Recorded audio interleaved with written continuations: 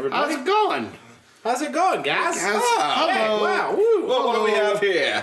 Welcome back to Three Dude Cast. Yeah, dude. The cast with your favorite dudes. We're Dudes 3. We're the elephant Snickers.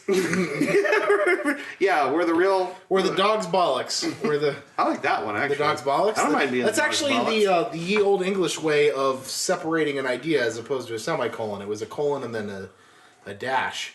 You know what? The dog's I still bollocks? see people do that. Yeah. I edit people's writing from the UK, and they do that colon dash thing all the time. It's the dog's bollocks. It's basically a semicolon. Cause that's the actual term for it. Is Really? The dog's bollocks. Yeah. Why? Wait, so it's a dick and balls? It's that a I'm dick and looking balls, at? yeah. Wait a minute. You mean to tell me I've been looking at dick and balls and writing all Come this on, time and dude. had no idea? English majored. Oh, dude. Wow. It's still a accepted convention of writing. I'm going to have to ask them if they know what they're doing. The dog's bollocks. Ask them if they know about the dog's bollocks. I will. I'm going to do that soon. well, anyway, as we say, we are the tiger's pajamas. Yeah. And we are. We are the donkey's duffer cap. Yeah. We are Anthony Weiner's failing marriage. We are Devo. Yeah. So I am Drog. I'm hosting this episode. Yeah, dude. In front of me. I am Slam. I am. I have my hand in my fat fold. Looks comfy. I am Ham, and I'm gonna get really drunk tonight. Woo! Yeah. Woo! Drink. If you're listening to this, Drink. Drink. Why don't you drink? Just whatever you're doing, just go get a drink. Play the Three Dudes drinking game. Anytime you listen to our podcast, take a drink continuously. Just keep going. Right. Well, that's how we're playing. Get the it. biggest. Do we fucking tell you to stop? Get the biggest funnel you can find and just shove it into your fucking Just mouth. winch it above your head. Oh, yeah. And then pour a bottle of Jägermeister over it like an animal. You fucking piece of shit.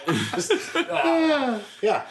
So it is another beautiful week of Three Dude Cast. Yeah, dude. I enjoy doing this. I'm Me enjoying too. it more and more Well, every single week. Looking forward to this all week long, man. Yeah, all this is week great. long. I've been thinking about everything I'm going to talk about, and I have a it's blast. going to be fun. I do too. But this week, of course, despite being a very good week, we are fucked. Yeah. Absolutely. It is unfortunate, but every week we are in fact fucked, and I am going to start and tell you why we are fucked. So my idea behind this was I was reading the news today and I discovered an article. Right? it's like don't even read it anymore. I was reading the news today. Oh boy! Look at all the shit that is in the newspaper. I don't know. I can't believe the news today. It was actually this one I didn't find by myself. It was brought to my attention. But right now in Mar-a-Lago, I don't know if you heard about this. There is a sinkhole opening in Mar-a-Lago. Get out of here. Yes, at the I don't know if it's specific. It must be on. It's the whole Mar-a-Lago is his whole course, right? Right, Donald exactly, Trump's golf yeah. course. Oh, okay. I was gonna ask what the hell Mar-a-Lago. Yeah, so this is Trump's resort and golf course in It's Florida. it's where your president's been going every weekend. Does he realize 12 that weeks. It's White House 2. Yeah. White House 2. he does realize, right, that that's Spanish for sea or lake? Yeah, I'm not sure what he realizes.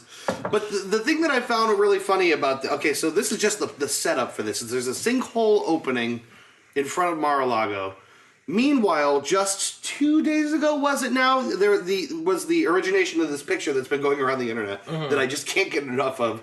Because it's so goofy and just insidious looking, which is Donald Trump in Saudi Arabia on his visit.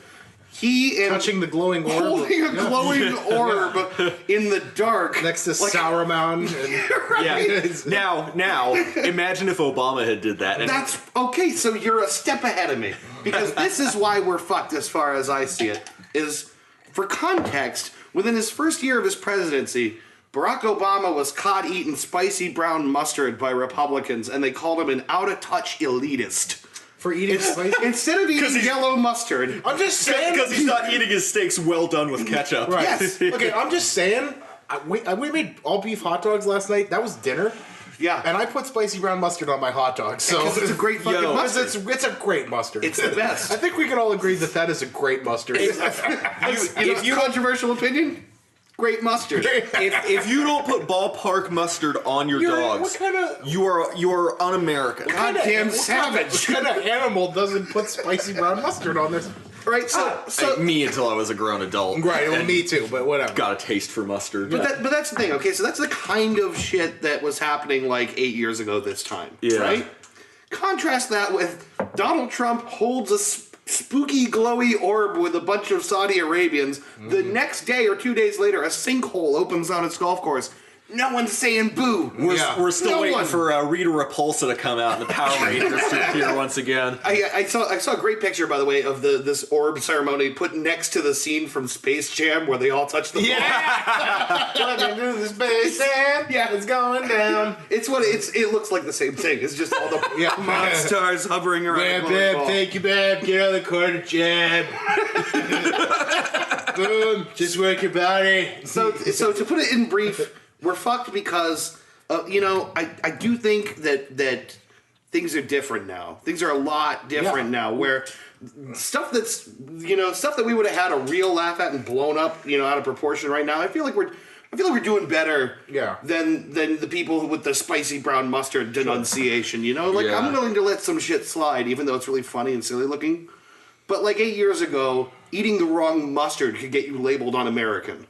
I think we had to talk about this before. We were talking about like in the millennial time frame. You can separate your time as an American into two different parts. The first is pre 9/11. Yeah. The second is post 9/11. I would throw an addendum on there that adds post Donald Trump announcing his candidacy for the president. Yeah, right. Like, we are now officially entering the third full swing of our life as Americans. Yeah, right. The next thing will be when the zombies attack, and we're all dead. That's probably the next thing. At some point, the King of Gondor will return, and everything will be gravy. But yeah, no, I think that for that reason, I think we are fucked. Is that the stuff gets a crazy pass now that like Never by did contrast before. to exactly Never did, yeah. By contrast to like how quick people were to label Obama everything from the Antichrist Right. to secret Muslim. Secret Muslim. Secret Muslim. Secret.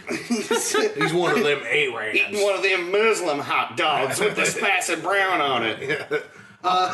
Totally different. Yeah. Totally different times. Yeah. Drives me insane. Yeah, well, I mean, accept it, because you got at least until 2018 until that happens. So Yeah, right, I know. we're going to have to... I'm just hoping this is like a heart murmur swish on the heartbeat of America. Yeah. And then everything's gonna be fine. I don't know, buddy. I mean, Whoa. Ooh, we're good. I mean, Nixon was as well. We survived Nixon. True. We survived Reagan. We survived Jimmy Carter. Having fireside chats. Yeah. Farming peanuts. Yeah, we survived this peanut encroach on American values. We'll see. We'll see what happens. Yeah. I don't know.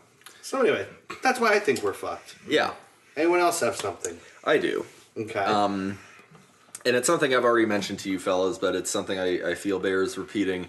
The fact that Sir Roger Moore passed away today.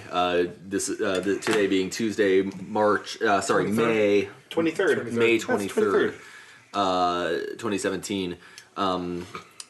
Sir Roger Moore, of course, the longest tenure of any Bond actor. Yeah. Starring in, I believe, 11 of the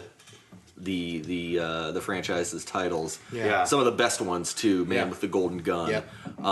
The often underrated For Your Eyes Only. Yeah, well, that's one of my favorites. The hilariously over the top and off the rails Moonraker. Yeah. Was he an Octopussy? He was. I'd say Octopussy was... That's my little Octopussy. Yeah. Not one for subtlety. No, certainly not in the 70s. He also Or any seems, time, really. he seems to have been the Bond actor who most lived like James Bond after stopping playing James Bond. Right. Well, when you're as handsome as he was, He's a I good mean, looking how dude. could you not? Yeah, like he's a legendary partier and like rubbing elbows with everybody long after he stopped playing Bond. Lived into his 80s. Yeah, what's Yeah. like 89 He years old? passed at 89 Yeah. today. Yeah. God bless. Let's, Yeah, seriously, drink Yeah. for that. you. Yeah, man. Is we do one of these? Yeah. That's great on microphone. Yeah. Started in Live and Let Die. Yeah. Immortalized, of course, through the Paul McCartney song. Yeah. That served as its theme. What does it matter to you? And the less popular Axl Rose version. When you got a job to do, you gotta do it well. Doing the fat guy snake dance that Axl does. I want to see Axl today do the no, he's tubby as shit. Yeah, I know. That's why I want to see it. Me. I bet it's amazing. Yeah. But he ended that tenure with a Bond movie everyone should see, View to a Kill. Yeah, it's a good one. I've not seen that. Christopher Walken plays the psychopathic Bond villain. Are you serious? Max Zorin, yeah. I have not seen this an one. ex-KGB agent turned CEO. Maybe tonight? If we're watching movies tonight? Yeah. Maybe tonight. It's a good one. View to a Kill is very, very good. But yeah, apart from his roles in James Bond, I know he started a bunch of wartime movies. Yeah. He was famous before he started the Bond series for a TV show where he played like a thief or something. It was called The Saint. Okay. That TV show is called, and I believe it was something to do with. It was something like that. I don't know what it was. He was like a jewel thief or I don't know what he was. Yeah, it was a daytime kind of, action-y sort of thing. Now you're our Bond expert. You're our resident Bond expert. How do you feel in total sincerity about Roger Moore's place among all the Bonds? I think honestly for me he is probably second to Sean Connery. Okay. Second only to Connery. I would agree. I think so too. Everybody used to shit on Roger Moore when I would say that, but I think Roger Moore he was a great Bond. He's a great Bond. He's a great Bond. Now, there was an old joke about how Roger Moore had two emotions, left eyebrow and right eyebrow. but he was what the times needed him to be, because he was in a lot of the fun Bond movies. Yeah, he was in the fun Bond movies. And keep in mind these movies came down to earth, kind of, to use a figure of speech, after Moonraker. Yeah. As the 70s were going out and the 80s were coming in, and so there were more, just like grittier, more down to earth kind of things that led into the darker Timothy Dalton pair of flicks. I believe he's achieving re-entry. Yeah, my favorite puns. Some of the most hilarious, strange. There's a part in Man with the Golden Gun, one of my favorite Bond movies ever. Christopher Lee as the world-renowned assassin Scaramanga. Yeah.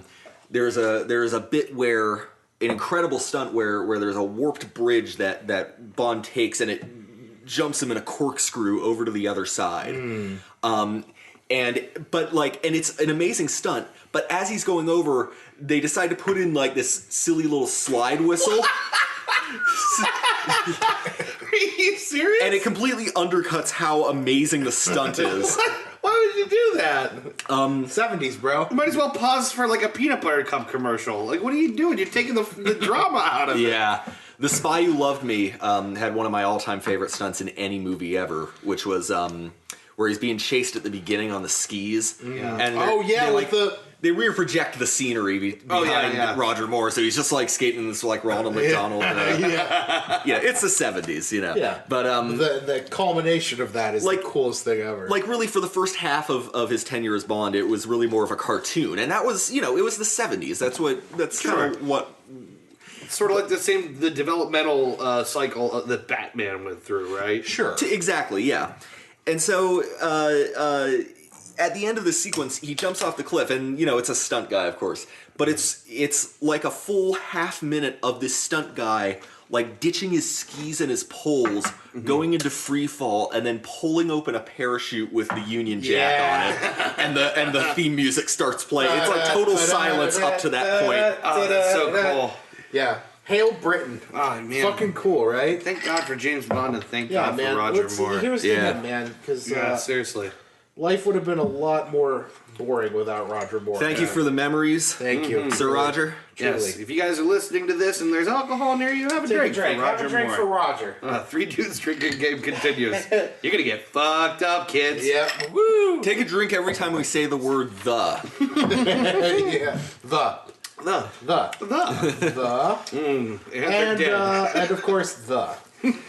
So why are we fucked, Chris? I guess in that same vein, it's been a rough week. Yeah. I'm sorry, I'm finishing mixing up my drinks. Hey, get back here! Couple drinky poos. A few little drinky poos. Little sippy sips. A couple little drinky poos. We're fucked. It's been a rough week. We're recording this podcast the day after the attack on Manchester. Yeah. And I don't even want to get into that because it's already a whole sad thing. You probably have already seen it all over the news and Facebook and Breitbart and whatever crappy thing you read. Yeah, whatever shithole for news. But it's you're looking at. Keeping in the same vein. We lost Chris Cornell this week to suicide. Yeah. Chris Cornell, lead singer of Soundgarden, Temple of the Dog, Audio Slave. A lot of really good bands. More people were hit personally by this than I thought. Yeah, it's I'll get real serious here for a minute. I don't know how the rest of you fared in high school, but I had kind of a rough go of it. I had a lot of friends, but I think like everybody, I probably would have survived if I didn't have the people who were close to me, helping me through. But it's a tough time for when you're at that age. It's basically the worst time of your life, and anybody who says that those are the best years of your life can just fucking jump off a cliff. It's not true. It's the worst time of most people's lives. It's really hard. Yeah. And we get real emotional here. Yeah. So music, especially if you're an outcast kid like I was, music kind of plays a big role in your identity and who you are. Sure. And all those old post-hardcore bands. And hardcore bands, and like heavy metal and grunge music and hardcore. So like Screaming Trees, Nirvana, Pearl Jam, Soundgarden, you know what I mean? Like that kind of like helped me get through. It was a really hard time of my life, and it's really sad to see one of those voices go by the wayside now. Like it's just and to not know that they were going, I had no idea what he was going through as a person. Right. You never realize it, and it's just Soundgarden, incredible band. And it was like, I was listening to Bill Burr's podcast and he was talking about it and he said it was like, he was big into the 80s metal scene and like, that was like the transition to help him get into the new wave. Right. Was because it was one of those bands that you never, you drive down the road, right, and you're listening to something that's old and nostalgic. I heard this. And you turn it down when you stop at a stoplight because you're embarrassed to be listening to something stupid. You never have to turn down anything that Chris Cornell did, whether it's Temple of the Dog, whether it's Soundgarden, whether it's the stuff he did later with Audio Slave and Tom Morello and those guys. You don't have to apologize for listening to anything that Chris Cornell put his voice on. He's got one of the best screams in rock and roll, it's a tremendous loss to the music industry. So, once more, shit for Chris Cornell. Man, are we gonna? This is gonna be what 2017 is like. Well, we already 2016. 2016 was one of the worst years on record for music because we lost so many people. Yeah, and it has slowed down a little bit in the new year. Yeah, but we're almost halfway through this year. Yeah. We're losing. Yeah. We're still losing. We're gonna have to get used to it, I guess. As we get older, losing people that were important to us, whether we knew them or not. You know what I mean? So, all your heroes are gonna die eventually. Sure. So we're fucked just because it's a tremendous loss to the music industry and to all of us, anybody who enjoyed his music. So rest in peace, Chris. We're gonna miss you. Yeah, sorry, I didn't mean to be so somber. It was a hard week. It was kind of a rough week, and I didn't want to get into like the. I'm glad you brought this up. Yeah, I don't want to get into like the stuff that happened last night because it's gonna be everybody's got their own political ideas on it. I think that we all need a 3-day buffer to feel sad for what's going on, and then you can shout on Facebook about what your political opinions are. Yeah, you're right. There ought to be like a couple of days buffer for everyone to get their shit straight before they start arguing about whatever thing happened. But what if someone beats me to the punch and they claim that they're right, but they're not? Yeah. And I haven't said anything. Well, you have to tell them that you're right. Yeah, that they're wrong. You have to ruin their day is what you have to do.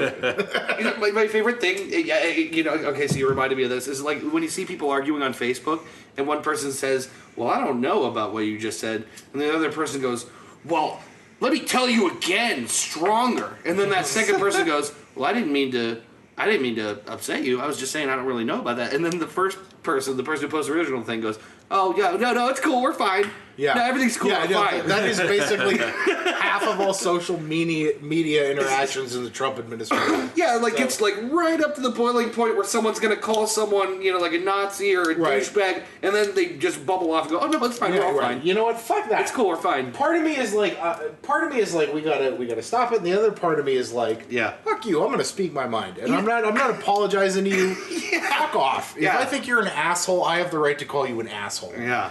I was thinking today, I haven't ever hawked a loogie in someone's face, but maybe this is the year. I wish I was a woman so I could feel comfortable throwing a drink in some asshole's face. Because you can't do that as a man. You can't it doesn't feel good. You son of a bitch! You know what I mean? You can't do it as a guy. Yeah, it doesn't feel pull right. it off. But I've always wanted to just grab what's left of my drink, throw it in somebody's face, and then walk out. Yeah. Take my wallet off the table, put it in my pocket, and leave. I feel like the manly thing to do in that situation is to just spit on them and leave. Yeah. Right. Mm-hmm. I saw a video the other day. Spit on their shoes at least. Yeah. I saw a video of a man being detained on an airplane, and he was super hammered, and they were trying to tie him down, and he was resisting, and all these people are around him, and this poor guy is up in his face trying to get his hands tied. He spit in this guy's face 6 times. Did he really? Oh my God. I couldn't believe he had more mucus. He just kept going, whoa, like hawk a big fat loogie, and it's rolling down the guy's face. Jesus. And he's talking shit to him. Yeah. And then another one, I don't know where it came from. There's so much phlegm. Oh man, my dad used to be a paramedic. I have a good story about this. My dad used to be a paramedic, and as a medic, he used to have to deal with a whole bunch of crazy people. You know what I mean? Yeah, sure. Yeah. So one night, him and his partner Fred got called out to a bar in Youngstown. Yeah. And this guy was very drunk. Okay. The bartender called and said, "Hey, this guy's out back. You got to come pick him up. Somebody beat him up." Oh, Jesus. So they walk into the bar. So he's drunk and the shit beat out of him. Yeah, exactly. The shit beat out of him. He got his ass kicked. Okay. And they walk out back. They walk into the bar first of all, and they're like, "Where is he?" And everybody kind of points out back. You know what I mean? So they walk to the back, and this guy is plastered. Yeah. I mean, just and he's covered in blood. Somebody beat the snot out of him, and then my God. presumably grabbed him and threw him outside by the trash. Oh, Jesus. And he's still drunk and talking shit like an idiot. Your dog is having I know, what the hell? over there. He's just sitting down there complaining. We're gonna get rid of him between segments here. Right. But no, they find this guy and he's out back and he's drunk and he's drunk and obnoxious. Yeah. So they're trying to check, you okay? And he's fuck away from me, and he's bloody and So they walk back in the bar and they're like, anybody who did this to him? Who beat him up? Because they got to call the police and make the report and everything, before they take him away. And this guy had to have been so obnoxious that nobody in the bar gave him up. They all just sat there and drank a drink. So whoever, oh shit! Obviously the guy who beat him up is still in the bar. Yeah, but they're not telling. Oh man, you know what I mean? It's like a dining room mystery, right, exactly. like a murder so mystery they're party. Fuck it, whatever. They called it into the police, and the police showed up, and they left with the guy. Yeah. But presumably they never caught the guy who beat the shit out of him. Nobody was. This guy had to have been such a prick to everyone at that bar that nobody was going to rat on the guy who did the public service of kicking his ass. Right. So they got him in the ambulance, and Dad's trying to get the IV started, and he's fighting with him, and they're trying to get the restraints on him, and you know what I mean, and it's not working, and he's struggling. Yeah. And my dad's over top of him, and they're trying to lock him in place. His partner's trying to lock him in place, and Dad's trying to get the IV started on him, get him some fluids. Okay. And this guy hauls back, on the stretcher and just hawks a loogie right in my dad's face. Just spits right in his eye. Ew. And he said he remembered something that they taught him in medical school. Yeah. Which is a trick that you can try on your friends at parties, Oh, kids. boy. I'm excited about this one. If you have a person who's intoxicated, yeah. if you take your finger and you take your index finger and you bend it, I have it like, set it like a crook, like a little hook. And you make the point in between your knuckles flat. You take it and you push it right under the bridge of their nose like this. Oh yeah, jam it up. Okay. It's like, and it's like not enough to like break the nose, but enough to like push their head back. Yeah. If you have a drunk person and you just do that one little thing, they cannot get up at all. Really? So my dad remembered, like as he's sitting there fuming with spit in his eye, he remembers this one thing from medical school, and he takes his finger and he shoves it right up the crook of the bridge of this guy's nose. Just right there in the pushes bottom. it back, and the guy. Like, he doesn't have to do anything else. He just sits him back like this. And the guy's laying there going, hey, stop it. Hey, what the fuck, man? And he's just sitting there. And he sticks the IV in and he says, we're going to sit like this the entire way to the hospital. And he's like, no, fuck it. Let me up, man. Stop it. And he can't, like, this guy cannot move at all. And my dad holds him like that the entire 20 minutes on the way to the hospital. Like, nope, not letting you do that again. Yeah. So if you ever want to try that on your drunk friends, kids, give that one a shot. Wow, I really do, actually. Yeah. I want to see what happens. Yeah, it's a good one. You might have to by the end of the night here, because I'm celebrating. So. Oh, man. Well, yeah. That's okay. Well, I'll tell you what. We're gonna get this noisy dog out of this room. Yeah, fuck this We're dog. gonna take a little break. I don't know what the hell he's complaining about. It's hard being a dog. It's hard having your food brought to you every day. Oh yeah, and everyone wanting to pet you all the time. You're not having a job. Right? Yeah. What a lazy piece of fucking shit. Animal, literally. So we're gonna take a break, and we'll be back with more 3 Dude Casts. Yeah. See you in a minute. Stick around.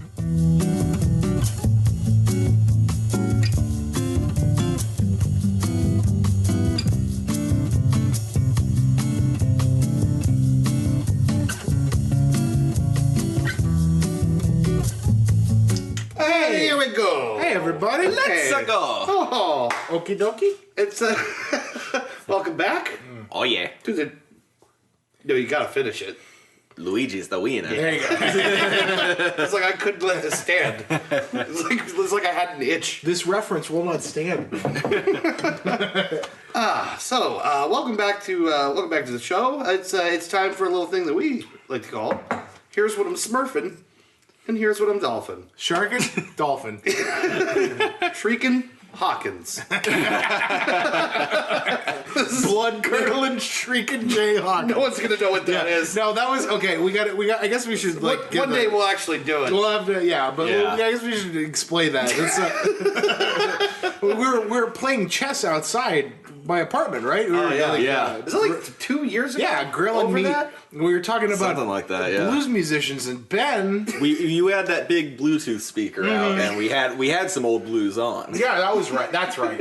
We were playing the Lead Belly Pandora station. Yeah. It's like old 1930s blues. Yeah. And you said something along the lines of like, my favorite blood curdling shrieking Jay Hawkins. Blood curdling, shrieking Jay Hawkins. Ba-na-na-na.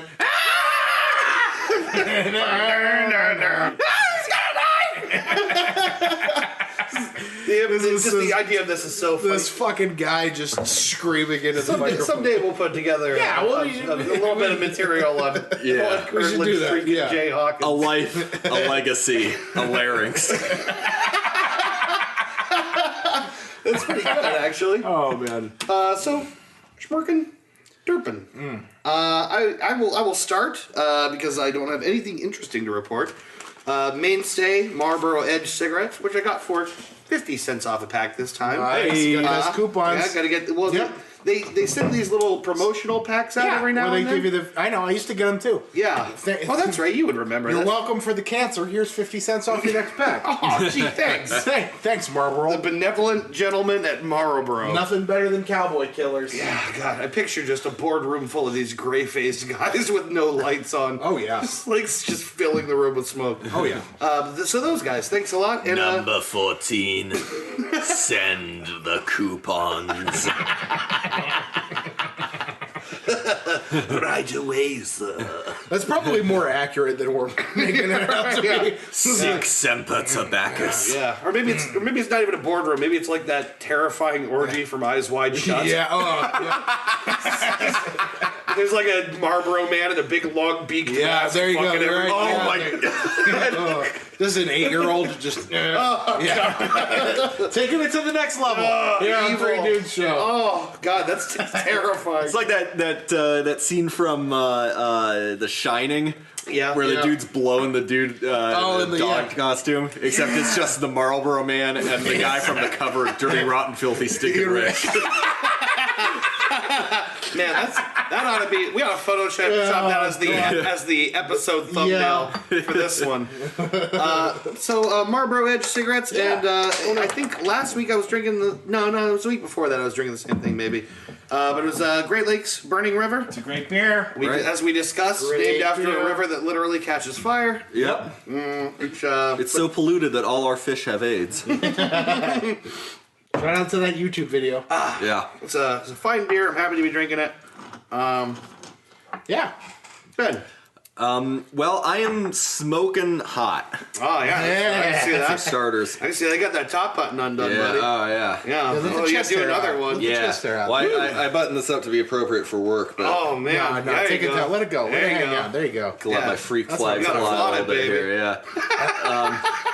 And I am drinking. I have opted not to drink alcohol tonight, so I'm drinking ghetto sweet tea. Oh, the man. The kind you get in a jug for $1 at a convenience store. I used to drink the shit out of ghetto sweet tea, dude. Yeah, well, when I went to Mark's. Yeah, when I was at Mark's, I did the same thing. Yep.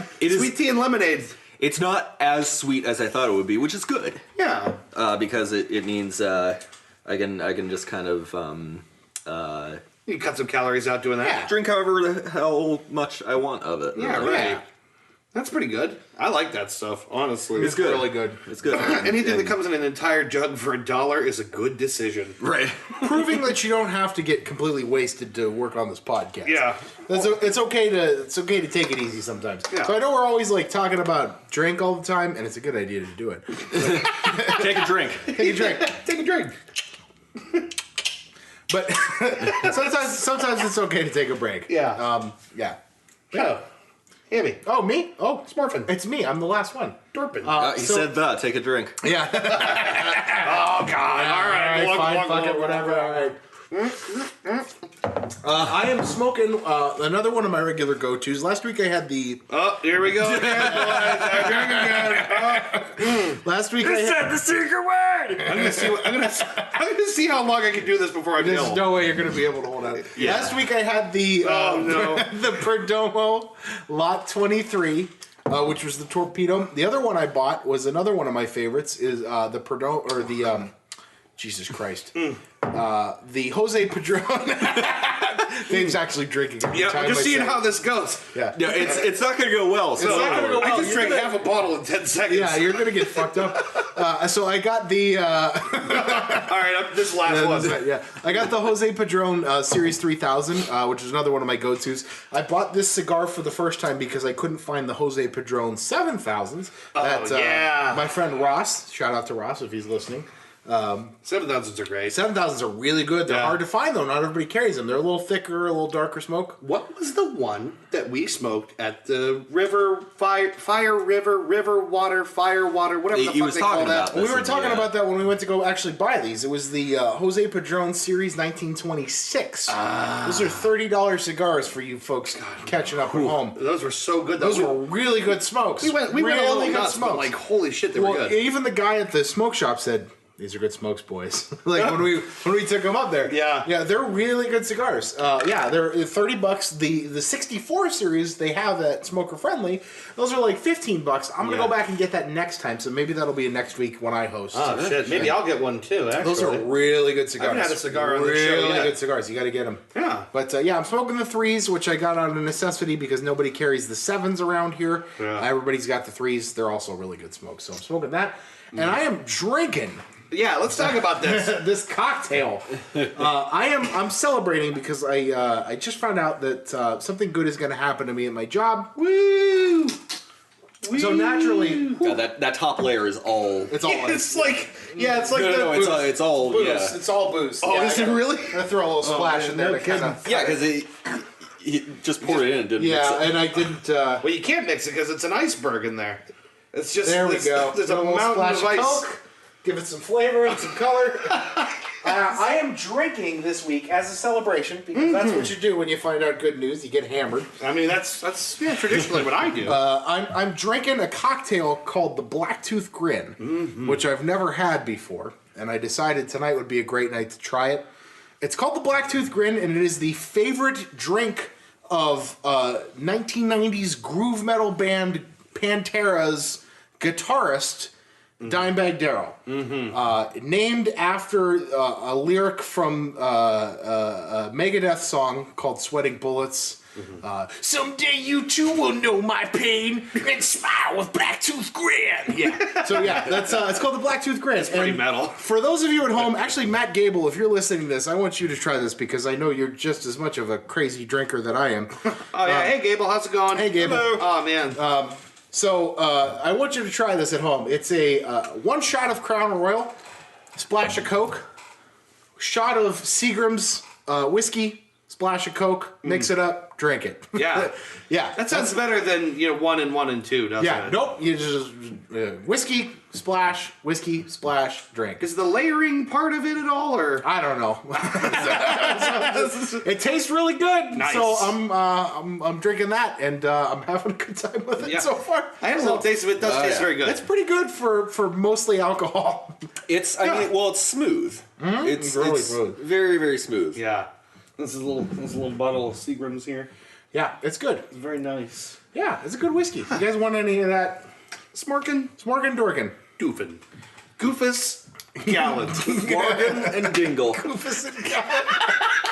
I love Goofus and Gallant always. Wingus? Dingus. I always like to picture what kind of an asshole names their kid Goofus and what they're setting him up for in life. Because you're never going to amount to anything, son. It's not his fault. This is my son Goofus.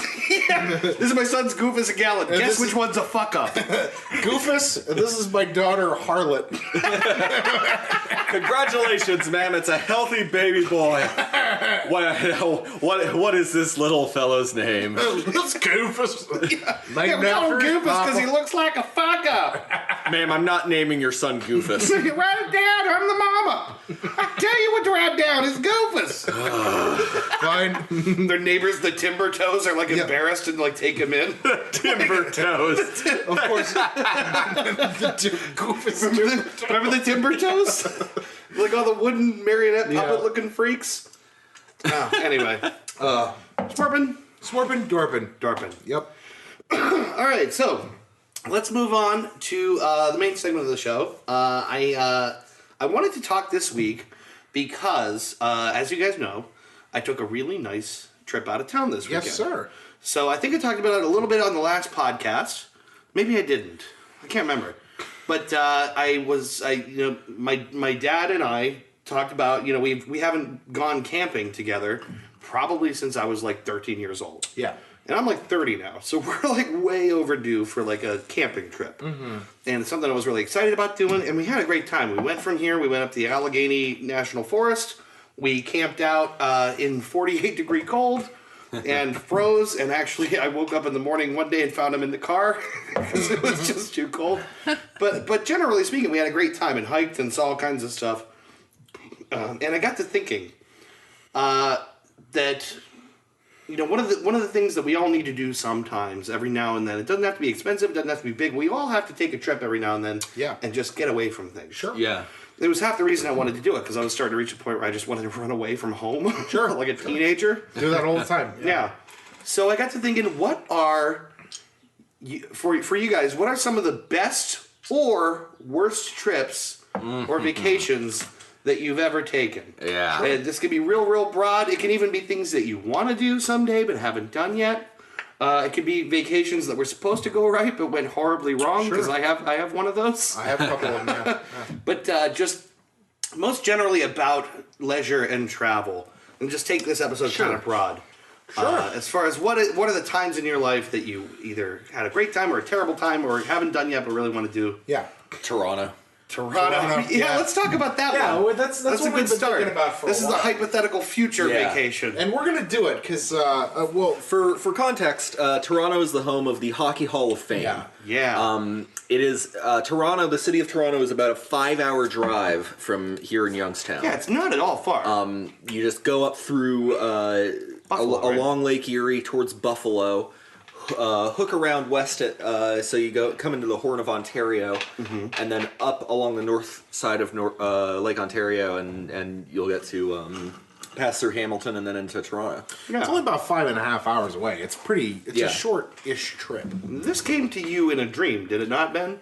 Did it? I thought the idea for this came to you in a dream. The name of it? Operation Worst Case Ontario. Yeah. Well, no, that was the plan to leave the country. Oh, that's right. Yeah, that wasn't the like, trip. Permanently. That was like us fleeing the United States in a dream you had? Yeah. Yeah. But no, I think going to the Hockey Hall of Fame would be Operation Best Case Ontario. Hell yeah. That would be incredible to do. No, my friend Alec, our friend Alec, I've known him since I was 2 years old.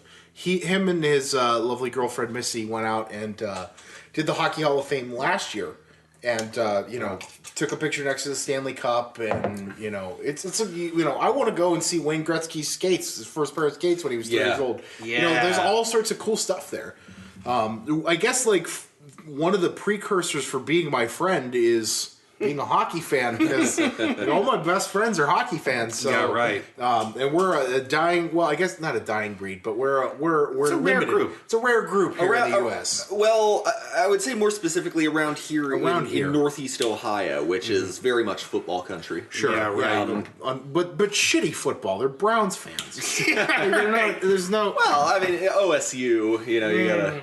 I got a buddy who bought Browns season tickets. Poor bastard. And when they expired, so the next season came around, they kept calling him, and or they would email him, and he would write scathing emails back. And it was basically months of back and forth, like, please come back, we love you. Yeah. And no, I've moved on. Yeah, I'm done.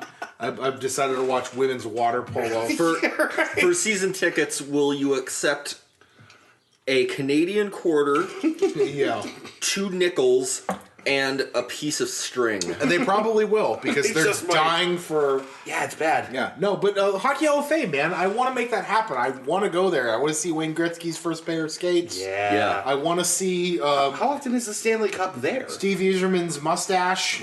They have that in a case. It's got bits of skin around the outside where they surgically removed it from him. Ray Bork's pubic hair. Just in a case. Just in a cup. It's in like a glass chalice. Like the Hockey Hall of Fame has the weirdest memorabilia. Yeah. One of Mario Lemieux's parking tickets.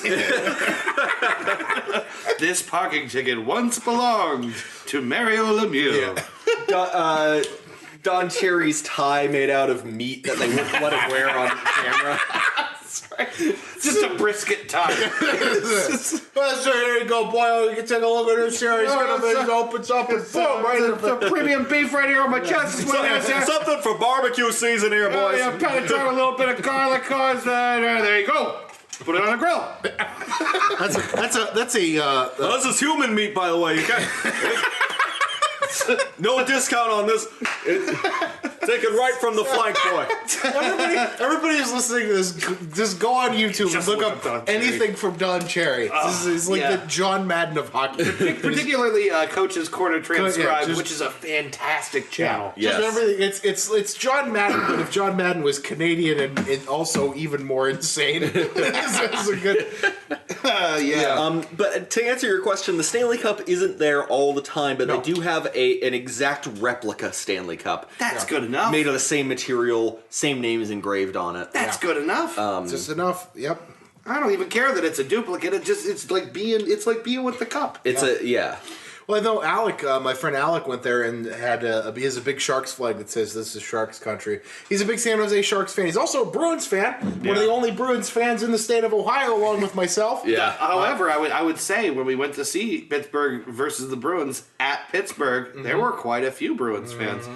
There were. It's good. Surprising number of them, I thought. Good for original 6, baby. All those original 6 teams draw a crowd. Yeah. Don Cherry, played or coached the Bruins? Don Cherry coached. Yeah, Okay. coached. There you go. For there's a one connection. season. Yeah. Yeah, For right. like And a then brief parlayed amount of that, time. Yeah, parlayed that to a media career for the rest of his life. Right, exactly.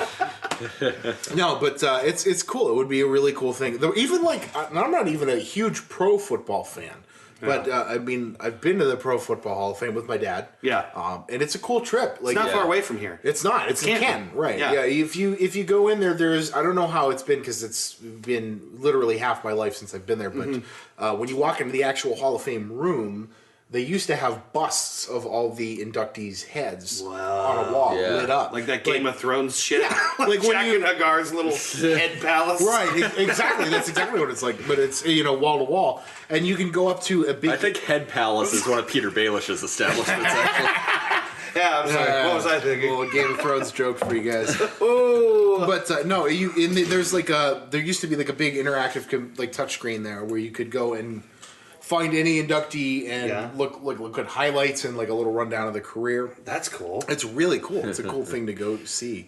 And for being this close, I can't believe I haven't been there. Oh yeah, Yeah, me neither. There's a room dedicated explicitly to watching old NFL films, Really? which is super cool. Really? Yeah, like the old ones with all the music of NFL films is the coolest thing ever. That's that makes sweet. them sound like gladiators. Yeah. Dun, dun, dun, dun, dun, dun, dun, dun, dun, dun. Yeah. From the outside, that building on the freeway, because it passed it before, and they have this big statue of a football, like a white football with gold trim, and I always think it looks like the Pope's hat. And I'm always like, that must be the Pope Hall of Fame. That's the Pope Hall of Fame. It's like It's the all best, popes. Best popes, the worst popes, every pope in between. They got a bust of their hats. Got all the popes. No matter what pope's your favorite pope, we got that pope. Let me tell you. We got that Pope. This Pope It's on the is side. the best Pope. The greatest Pope. I know so many Popes. We got that Pope. Yeah, it's on the side. There's like a guy pointing with both fingers like guns. Doing the double guns. We got that pope. We got that. We got that pope. Come on down to Jimmy Ross's Pope Emporium. Got that Pope. Old popes, young popes, new popes. New popes. Every pope. Wrinkled popes. Drunk popes. Popes who love prostitutes. Popes who love popcorn. Killing 60,000 people for the sake of religion, popes. Come on down. Steve Johnson's Pope Emporium. Steve Johnson's Holy Roman Emporium. We got that pope. We got that Pope. Ding. No, Stupid. no, that's the trip to take, man. We got to make. You know what? All it boils down to is, I don't know about you, but me getting a passport and just taking a couple of days off and head up to Toronto. I miss when you could just drive up there because I would have done that by now. Yeah. Sure. You know, I don't have a passport, and I guess you should at this point. You should. Everyone should have a passport. Yeah. I don't It's know. not expensive to get a passport done. Yeah. Not especially now. I know, like, we're gonna get real, like, for anybody who happens to be listening out of state, you go up to the bank in Poland and they'll, like, do all of that for you. Very easy They'll to take do. your picture and send it in, and you just pay, like, an extra $20 more than what you would pay if you did it yourself. Right, yeah. So, it's totally doable. And we should do it. All it takes is, like, a couple days off of work and money for a hotel, and you go up and do it, Oh, we could even camp in Canada for cheaper. For sure. Why don't we take a big tent up there and go There's a camping? big casino in Toronto. Go gamble at the casino. Yeah. And, watch it at the man. Hockey Hall of Fame. That's a dude's trip if I ever heard of it. Yeah. Yeah. It's a pretty good one. That sounds phenomenal. We got to discuss that sometime. But Yeah, dude, definitely. I guess. Well, let's start with the worst vacation I ever took. I want to hear this.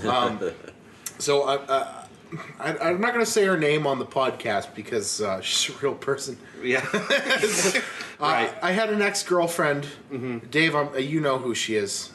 We'll talk about it later. We'll talk about it later. But there was a trip that I took with her, and I dated this person. Basically, the gist of this is that I had been with this person for 2.5 years or so.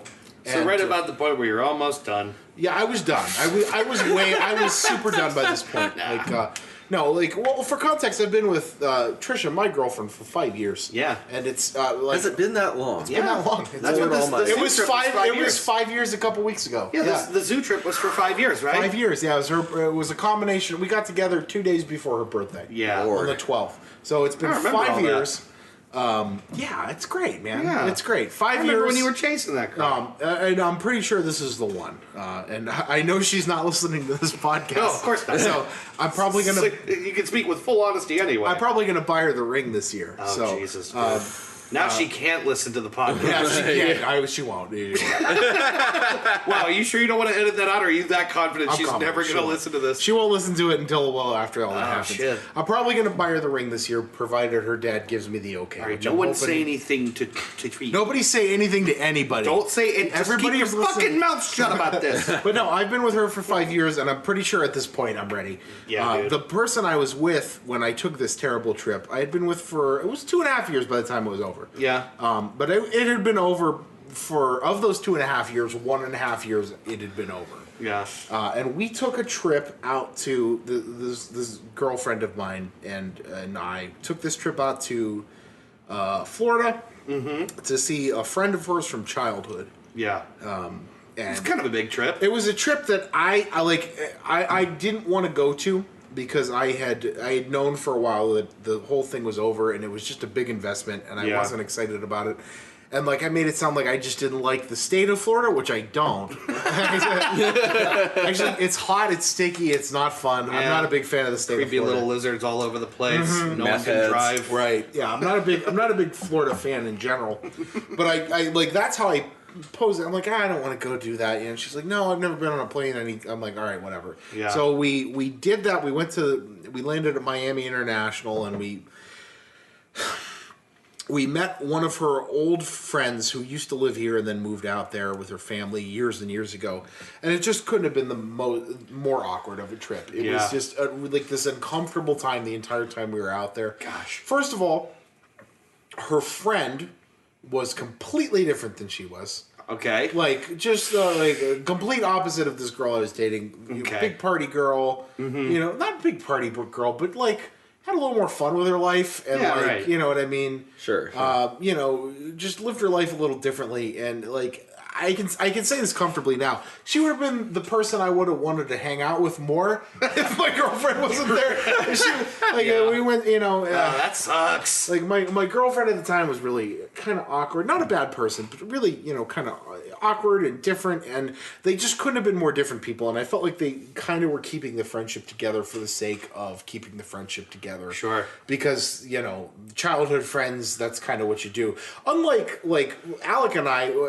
Yeah, I've known Alex since I was 2 years old. One of my best friends in the world. I like the two people sitting in this room. Yeah, and Alec. Yeah, and Ross are the when I say best friends, I mean my only male friends. Yeah, the people you've had for regularly. The longest. Yeah, the people you've had for the longest, and the people you choose. Not just the people you grew up a corner away from. But the people you find and stick with as you get older. Alec is my oldest friend and probably going to be the best man at my wedding. Yeah. Just the guy I've known the longest. And God, if he listens to this, shout out to Alec. Yeah, shout out to Alec. Generally awesome dude. Absolutely. Love drink to him too. Yeah. One of my best friends. Drink. I love that guy. Yeah. There you go. Yeah, just a little drink to him. Yeah. Shout out to one of my best friends. We love you, Alec. But that's a friendship that is not held together by circumstance. You know what I mean? We're actually friends. I've been through a lot with that guy, and but these two just didn't have that. Yeah, it was just something that was kept together out of necessity, and we were there for a week, and we stayed at this girl's family's house. Mm-hmm. In 100-degree weather, and it was just this awkward, the whole time, And I remember one point, this girl was like, why don't we go out to the club? We'll go out and have some fun at the club, And I'm like, fuck it. This whole trip has been a complete shit show up to this point. Hasn't been that fun for anybody involved because my girlfriend at the time was kind of boring. Not boring, but she wasn't into at that time in my life, I was still smoking a lot of pot. Yeah. I was drinking a lot. Yeah, you're trying to do different things. Not much different. I'm still drinking a lot. Got a lot of eggs in a lot of different baskets. Yeah. I like to have fun now, but I like to have fun before midnight now. Yeah. I like to have fun back in the day, and she just wasn't that person, which was okay. Yeah. But we were just two different different people, and they were two different people. Right. And she, like, I remember the one night during this trip, she was like, her friend was like, let's go to a club. Let's go have fun. And I'm like, fuck yeah. Let's go to a club. Let's have fun, goddammit, you know? Yeah. And my girlfriend at the time had vetoed that, and like by relation, I had that vetoed, and and it was just this long, awkward. She got like cripplingly sunburned and like Jesus.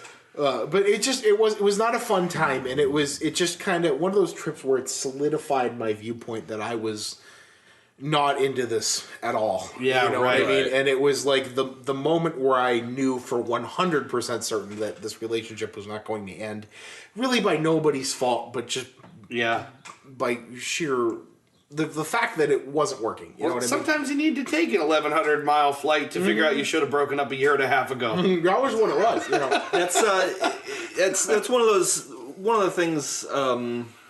It comes to mind. I can't remember where I heard this, but it sounds like something that comes from like Cosmo or something. But it's like you never really know how well you're going to get along with someone in a relationship until you have to spend an extended amount of time with them. Exactly. Sure. Well, and that was what it was. And like I know I've spent extended. I'm when I'm with Trisha. Mm-hmm. I'm cripplingly bored when she's not with me. Aww. Like I told her, like, sweet. Don't feel bad. Like I'm bored when you're not around. You know what I mean? I can't go more than like 2 days without her being around because I get bored. There's nothing for me to do, and I'm not happy. So like, but by contrast, this was just not that case. I was just I was pushing away, and she was clawing, kicking and screaming. You know what I mean? Yeah. Well, I think everyone's been in a relationship most relationships. In certain relationships. One time Christy actually referred to our relationship as a relationship by accident, and I have not let her go for it. If she listens to this, you know what I'm talking about. Yeah, the relationship. Shout out to Crabsy Doubleton Puts. Cramwell Doobledon Doop. Oreo Cakes Report. Crispy Cream and Port. No, but that was, and you know what? Actually, and I'll tell that story eventually too. Yeah. But your girlfriend is the reason that that relationship ended. I feel like I remember this story. I remember it was like for no good reason. Yeah. But I remember that. Yeah, this. Oh God, that's someday we'll get into that. But that was like, and the relationship went on for a little bit longer after that. But it wasn't much longer. It was like I was ready to. That was the moment where I kind of like knew it 100% certain. And I was like, oh my God, this is it. I'm ready. I just have to figure out how to do this in my head. Stuff really does crystallize on trips like that. It was not fun. It was a good waste of $250. It sure sounds like it. Yeah, not fun. Not fun. Terrible. Well, gosh, I don't know, Ben. Do you have a great or horrible trip that comes to mind? I can think of a couple great trips I've taken. I don't really know that I've taken like a genuinely horrible trip that I can think of off the top of my head. But a couple of the really good ones that come to mind are last year, first of all, when I went to Gettysburg, Pennsylvania. Great place. I had never been. She had been once before when she was 21.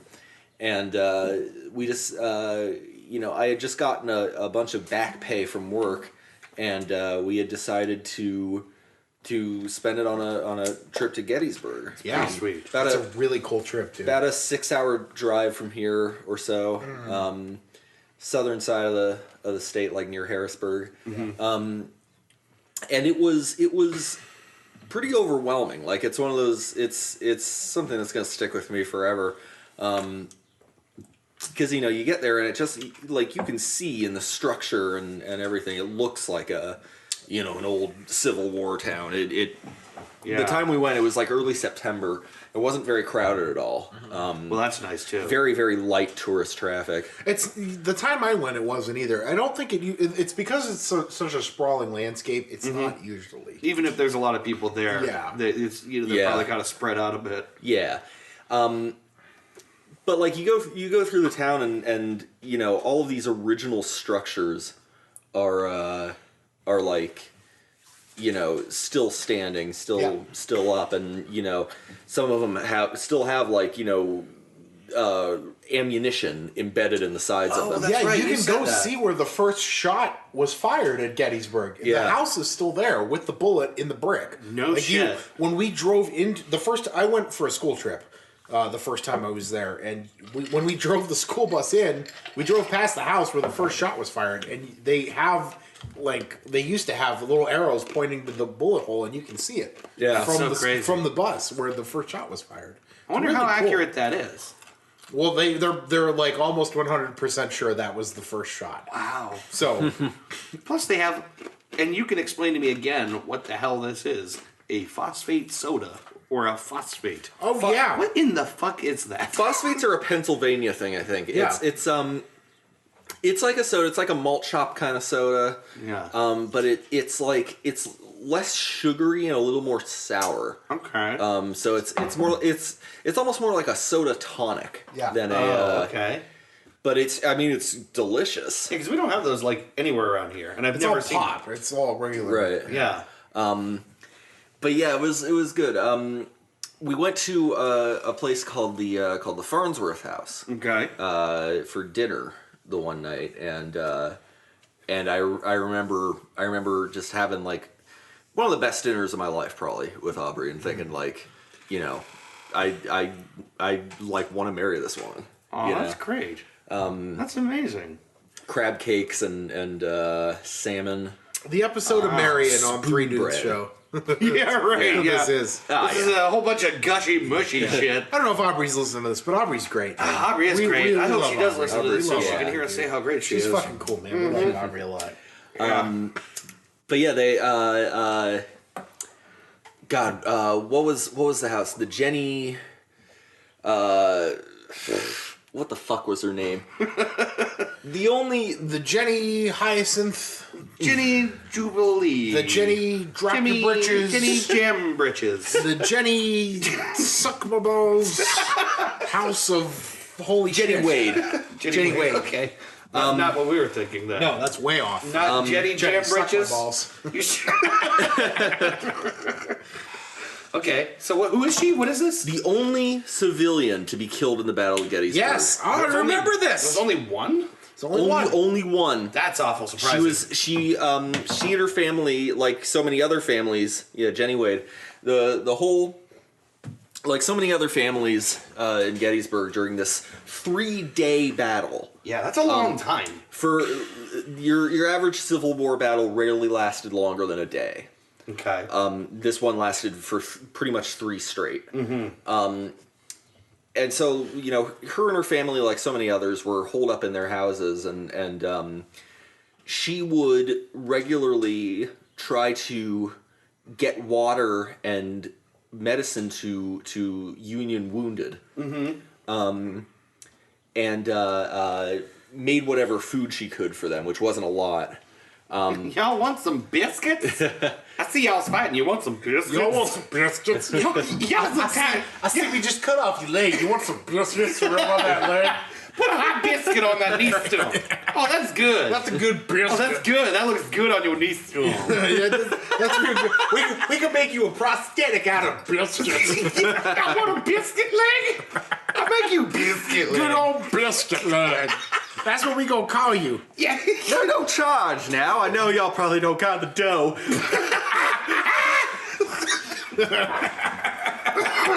Shit.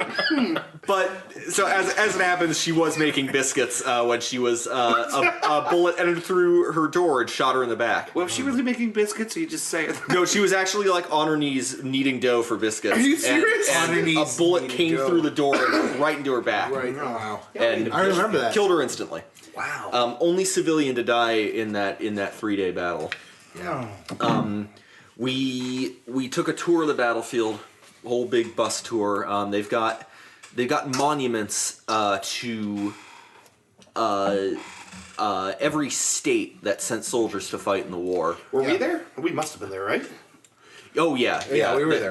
There was a statue for the Ohio Regiment. There was South Carolina, Georgia, Florida, Pennsylvania, New York, all these different states that sent regiments to fight. And Florida? It's a long ass way for Florida. Florida. Yeah, well, it was indeed a long ass way, but it's a civil war. You gotta get off your butt and go. The country's ripping in half. The least you could do is walk a bit. Right. Fucking pansy. But yeah, well, speaking of which, one of the things that I learned that I didn't even really think about during, as far as like Civil War history goes, is that orders delivered to troops at long range were done entirely by bugle. There were different melodies you would play on the bugle. Oh wow! In order to convey different orders, like march, halt, hold your ground, charge. That makes sense. I mean, that carries better than a voice does. Yeah. Yeah, so there's like one guy with a bugle whose job is to relay orders from whatever commanding officer is in charge to the rest of the troops. I believe he's playing Camptown races. That means everyone have a seat. The Camptown Ladies. Oh, that's it. No, the Civil War was in many ways kind of like and I know a lot of people cite World War One for this, but Civil War was really in many ways kind of the start of modern warfare as we know it. Yeah. Because it was the first war where there were automatic weapons and not just muskets, but like breech loading rifles and revolving pistols, and not just standing in a line like an idiot, like fighting in the woods and like don't just throw human carnage, guerrilla warfare, and it was serious business. One of the most sometimes you try to imagine what fighting in these conditions and on this terrain must have been like. And then there's if you actually go there and you see some of these places, it actually kind of hits you in the face you can think exactly what it must have. I'm talking specifically actually about Little Round Top. Yeah, you can actually go if you go to Gettysburg. I recommend this trip to anybody. Yeah, but if you go to Gettysburg, you can actually stand on Little Round Top. That's the coolest thing ever. Our tour took us to the top of Little Round Top. The bus pulled around and the Little Round Top's tip top, the tip top of Round Top, the tip top of Little Round Top, the little tip top around tip top top.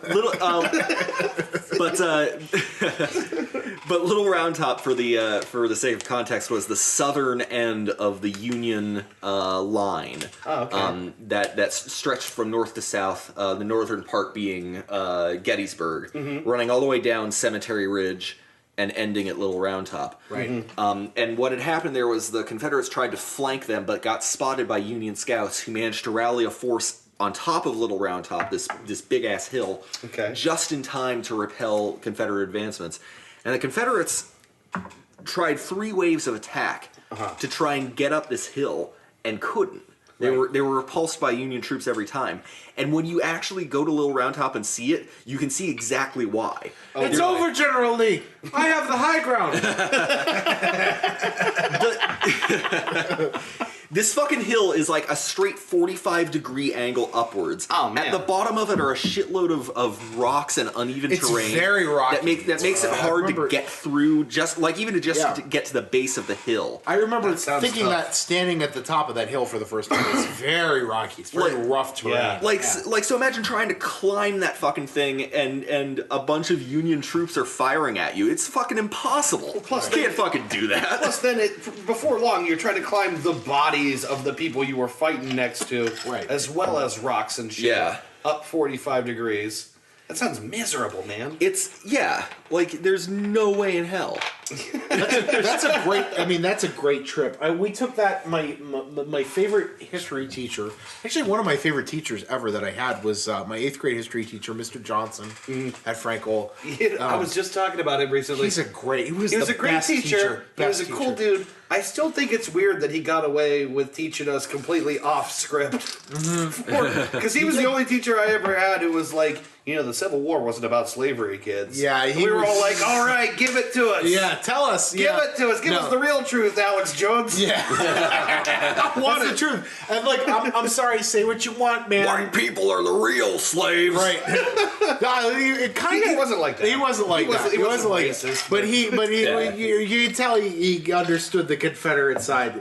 You know what I mean? He was, I don't know what you say about that, but he was a lovely man. Republicans are good teachers. I'm just going to say it. Republicans are good teachers. He was the best teacher I've ever had. He was great. In terms terms of telling you what history was. He's the one who orchestrated that trip. He also did a Civil War day at Frank Owl. I don't know if you remember that. Yes. Oh, shit. Right out in the front lawn. He got a bunch. Yeah, exactly. He did that for years. I don't know if he's still doing it or not. He would get, like, reenactor friends and He would get all his He was a big Civil War reenactor. He was in the movie Gettysburg as an extra. Oh, was he really? Yes, he was. Yeah, he showed that to us in our class. Oh, man. Mr. Johnson. Yeah. My guy. But he did it like a big Civil War reenactment on the front lawn. That's awesome. And like he would tell you about like the textile, like they had all his Civil War friends talking about the textiles of the time. Yeah. We got to hold real like 1860s muskets. Yeah. Like and we got to hold them, which are really fucking heavy if you've never held one. I have not. They're like 25 pounds. They're really fucking heavy. Mm-hmm. But you get to hold one and like they show you how to load it and like it was the coolest thing. He was a great teacher. Yeah.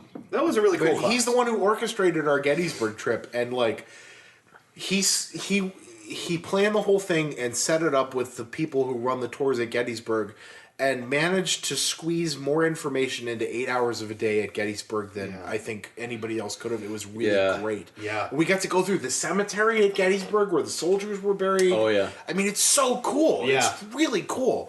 And it was just such a cool thing. So he made that class so much fun. It was a lot of fun. Everyone paid attention. A lot to of his fun. class. He was a great teacher, yeah. Great trip, though. Yeah, great absolutely. Trip. The other trip I wanted to talk about, and Dave and I think Chris too. I don't know if have you been to New York City? I've never been to New York City. Holy so shit, I will man. talk about this one next. That's another trip we gotta take. Because Dave, as I'm sure you can attest, New York City is incredible. It is like imagine your favorite couple of city blocks somewhere, then imagine that there's 3,000 of them. Yeah. And you can never discover enough. Right. You can walk a block in any direction and you see something you've never seen before and won't see anywhere else. It's just fucking crazy. Yeah. Yeah. The like everything, like the subways, the subways. The subway. Wow. Yeah, everything from there's things like the High Line, which is an old train track that they turned into a walking path with greenery down the middle of it. Oh yeah. And now it runs along like actual apartments and shops and shit. Yeah. They turned it into a urban green space that however many feet above the street. That shit is like stuff like that is just everywhere. Ray's Pizza. And there's other pizza. And there's always some kind of little like tucked away spot that when you stumble across it, it's like you're finding like a little treasure. Yeah, yeah. That's I've always wanted to go. Yeah. Okay, so This is another girlfriend trip. Okay. We were gonna go to New York City. Yeah. The plan was, and I don't know if she's listening to this either, but my friend Krista Albright, who is my girlfriend's best friend, shout out to Krista. My Ukrainian. The little Ukrainian kid. My little Ukrainian kid. We when I was like 21 or 20, it had to have been like 2021, somewhere in that ballpark, real early. I was at the bar with your girlfriend's friend, Katie Farrell. Oh, yeah. Yeah, you remember Katie Farrell? Katie. Yeah. Shout out to Katie Farrell if she's listening, or Mike DeMarco, her husband, if he's listening. Yeah. Husband to be, of course. Right, yeah. Husband to be. Yeah, not quite yet. I'm going to be officiating that wedding. Yes. That's great news. Krista texted me. I was at the bar with Katie Farrell at the Lemon Grove when that was still open in downtown Youngstown. Mm-hmm. We're getting drunk on the back patio. Yeah. I got a phone call from Krista Albright at like 1 a.m. And she said, "Hey, what are you doing tomorrow?" And I said, "What? Nothing. I was off for like the next couple days. I'm like, nothing." And she's like, "Do you want to go to Philadelphia?" And I said, "Fuck yeah!" I want to go to Philadelphia. Let's do it. She's like, "All right, I'll pick you up at 4 a.m. Yeah. We're gonna drive out there and we're gonna go." And she's like, "Trisha's gonna come, my now beautiful girlfriend." Good for me. And Autumn McDonald, shout out to Autumn McDonald, who I don't know, probably will never hear this ever. But yeah, it was me and the girls, Brady's Ladies, the original Brady's Ladies. She's like, "We're gonna go to Philadelphia. I'll pick you up at like 4 a.m. or 4:30 in the morning, and we're gonna go out to Philly." Did and you eat a cheesesteak? Of course. Okay. Why would you go to Philly and not get a cheesesteak? I had to know that right now. I'm getting there. I had to know, or I was going to stop this whole story. No, where you got a cheesesteak? Come on, man. Yeah. No, we. She's like, well, I'll pick you up at. I'm going to bed. I'll pick you up at 4:30 or so in the morning. But did you have scrapple? That's the real question. No scrapple. Is that the one where it's like corned beef and mush, or what is that? No, scrapple's where you scrape off what's left on the grill and put it in a big cup. Yep. And then eat it with ketchup. It's like doing the mat. It's like doing the mat at a bar where you just dump the old alcohol out. Yeah. It's like one of those things. Yeah. No, but she texted me and I'm at the bar and I'm drinking with Katie Farrell and I'm like, you know, I came back from the phone call and she's like, what's up? And I'm like, I'm going to Philadelphia tomorrow. You know, fuck yeah, let's get more drunk. And yeah, so I drank until the bar closed. Until they stopped serving alcohol. Because the Lemon Grove used to stay open longer than that. 2:30. 2:30? That was last call. Oh, no. So I drank up until that point. My dentist appointment. Yeah. I don't know. Woo! Puns! Puns! I love that joke, and I refuse to stop telling it. No, but we stayed up and we drank all night, and then I went home and slept for maybe an hour and a half, and then Krista came and picked me up at like 4:30, 5 in the morning, somewhere in that ballpark. And yeah, I'm sorry, I keep taking your lighter. Keep losing this lighter, for God's sake. Sorry. We're trying. But yeah, we drank until I'm just gonna do this. There we go. That helps. Now we don't have to worry about that. Fling a lighter and the broken lighter. Mm-hmm. But no, we drank until way too late, and the next morning, after 2 hours of sleep, because that's when I could do that. I'm gonna pick that up so the dog doesn't need it. Okay. It is empty. You can't destroy it. But yeah, we drank until way too late, and Krista came and picked me up, and then we picked up the other girls, and we drove out to Philadelphia, and all Krista had in her car to listen to was Lady Gaga and the Oak Ridge Boys. Oh, so that's what we did for 6 hours, and we went to Philly and had the cheesesteaks, and they were good, I presume. went to the Creationist Museum in Philadelphia, which is really cool. The Creationist Museum? Yeah, where what's the evolutionary? Excuse me, it's not the Creationist. I was going to say you're not talking about the Ken Ham Museum with the people riding dinosaurs and no. It's the opposite of that. Teaching monkeys how to use calculators. It's the actual or whatever. smart alternative to that. It's the Evolutionary Museum in Philadelphia. like a natural history museum. Yes, for evolution. Okay. This weird alternative called reality. Yeah, exactly. It's the Darwin Museum. Okay. So it's like if you're ever in Philly, that is one thing that you should do. It only takes a couple hours to get through. It's a little building there. So we went through that. We walked by the Liberty Bell. We had a Philly cheesesteak because why wouldn't you do that if you're in Philadelphia? You animal. Because I don't like onions. You animal. You don't have to get onions on a Philly, bro. Just steak and cheese. Steak and cheese. You can cut those onions out of there. You can have it your way. Have it your way. Yeah, I'm loving the Burger King of Philadelphia. So, I mean, aside from that, Philadelphia is a cool town, except the people who are in Philadelphia are animals, and if you root for the Flyers, you're a worthless piece of human garbage. All right. You fucking piece of good. shit. Let's go there. Fuck you. The one thing that Pens fans and Bruins fans can agree on is that the entire city of Philadelphia fucking sucks. But thank you for the cheesesteaks. Thanks for the cheesesteaks, but keep your fucking sports teams. We don't want suck. them. You fucking not winning a championship. You fucking team. Michael Vick having, Radko Gudas having. You fucking Broad Street bully piece of garbage animals. Fucking Phillies never winning a fucking. Anyway, I was gonna say you were going somewhere with New York, weren't you? I'm getting there. Oh, okay. Just that it's awesome.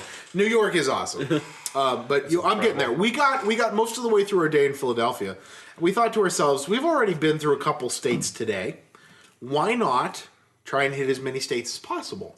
Ooh. So the first step on our trip in Philadelphia, after we got cupcakes in Philly too at a local bakery, which is cool. We're close to New York over there. Yes. Well, that was the thought. We're like, well, let's go because we did Philly cheesesteaks in Philly. Mm-hmm. We're like, why don't we go to Jersey, and then on the way to Jersey, we'll head over to New York and get New York pizza in New York, which has started my list of getting things specific to local places. Yeah. So if you're Boston somewhere, Lager, you gotta try the thing. Yeah, Boston Lager and Boston Clam Chowder in Boston. That's still on the list. Philly cheesesteak in Philly. New York pizza in New York. Chicago pizza in Chicago. Whatever dog shit they eat in Tennessee. Exactly. Right. Yeah. Barbecue. What am I talking about? Catfish. Yeah, there you go. I don't know. I just felt like shitting on Tennessee. Creole cooking in New Orleans. You know what I mean? Like local food with local places. So we were like, well, let's go to Jersey and let's see what's going on in Jersey. So we got on the train, which was like a $2 ride over to New Jersey. And I have a great picture somewhere of us at the first stop in New Jersey, which is just a huge asshole of a state. Have you ever been to big swollen asshole? At least of the places that we've been, at least of the parts of Jersey I've seen, it's just terrible. Yeah, you know, there's like great parts, and then there's like everything else, isn't there? But we got to Jersey, and I have a great picture of all the girls looking very sad at the first train station in Jersey because we got out and we're like, yeah, New Jersey, and we set foot outside, and we're like, oh. Like, literally, as soon as you walked out the door, there's used needles and broken bottles. Like, I'm not kidding. Like, you see, like, hypodermic needles and, like... We're like, oh, we gotta get out of here. Like, let's just fucking skip this and go to New York. Did you get any gabagool? I hear they have great gabagool. But we decided, we're like, fuck Jersey in general. We're gonna just take the ride over to New York City. No, they did get the state food of New Jersey, which is herpes. Yeah. But we got back on the train and we're like, we're gonna take this train as far as it goes, and then once we get to the end of the line, we're gonna hop over to New York City. Yeah. And we determined that the best way to do that was ride the train that we were going to all the way to the end, and then New York was like a 3-minute ride over. So we got over and we landed in the middle of the night. Yeah. At a town called Trenton, New Jersey. Oh, I know of Trenton. The capital of New Jersey. Yeah. Is it the capital? It is. I didn't know that. Trenton, New Jersey is terrible. Trenton, New Jersey is horrible. It is the biggest gangland kind of scary place. No shit. And we got there at like 9 o'clock at night, and we stepped off the train, and we're like, well, we couldn't hop over to New York from the train we were on. We would have to go to the Amtrak. Yeah. So we walked through the streets of Trenton, New Jersey, and it was literally like, what is this dude doing with these 3 girls walking through this town? Like, people were looking at us like you walk into an Applebee's and it's like Michael Jackson's Smooth Criminal music video. I mean, it was like we were out of place. Like, why didn't I hear about any of this in a Springsteen song? Right? No, I mean, seriously, it was not good. Like, where we got off the train, and literally people were looking at us like, what are these fucking people doing here? Like, they do not belong here. It was me and 3 women. And like, and people were literally like, this is looking at us like, rolling in there like a Midwestern. Yeah, we're looking in the middle of gangland. People are looking at us like, this is not safe for these people to be here. Yeah. So we're like, you see it in their eyes, like, oh no, you don't want to be here. Yeah, no, you guys don't belong here. Yeah, no. So we got all the way. We walked down to the Amtrak station. We found out that we picked the one stop in Jersey where it was like way too expensive. Any other place you go to in New Jersey, I found out later, it's like $3 to go over to New York City and walk around. In Jersey, if you go to Trenton, New Jersey, the only place to get over there is from the Amtrak, and it's like $30 a person each way to go to New York. That's crazy. It's a 3-minute ride. That's awful. So we're like, fuck it. We wanted to get New York pizza in New York City. That's what we wanted to do. Yeah. So we're like, we're going to go get New Jersey pizza. You know what I mean? And I remember my friend Krista, she was like, well, let's just go to any pizza place here. It's close enough. And I'm like, no, we got to go to like a real like pizza place. I'm not going to fucking skip on this. Yeah. And she pointed to one, and there's like, she pointed to this pizza place that was like, there's a Puerto Rican flag hanging in the window. And I'm like, I am not going to get pizza with like SpaghettiOs on it. Like, I want like real, like, I want a real Italian pizza. Yeah. You know what I mean? You know what they say about those Puerto Ricans? They love their SpaghettiOs. You know what? I hear it all the time. Chef Boyardee, man, national hero. She's looking at me like, that'll be fine. We'll go there. And I'm like, I am not fucking going to that place. I am not doing that to myself. I want real pizza. So we walked farther, and we found this place in Trenton, New Jersey that I am 100% certain, I don't know the movie, but I am 100% certain it was featured in a mob movie somewhere that I've seen. It was just one of those places where you could tell for a gun. There was a lot of not nice stuff happening in this pizza place. Ugh. But we got our pizza and then like almost missed our chance to get back over to Philly and find our car. Oh my god! And then drove home and got home the next morning at like 4 a.m. when the sun was rising. What an expedition! But, it was a great trip. So that's a good, you know what I mean, like. Make a long drive out somewhere sometime and do that, you know. But that was maybe my favorite spur of the moment trip that I've ever taken. You know, heading out to Philly on a random interval and just do it. Something else.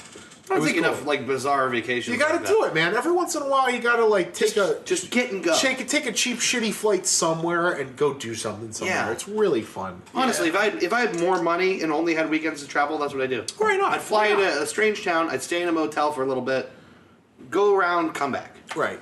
Yeah. Why not? It's fun. It's fun to do.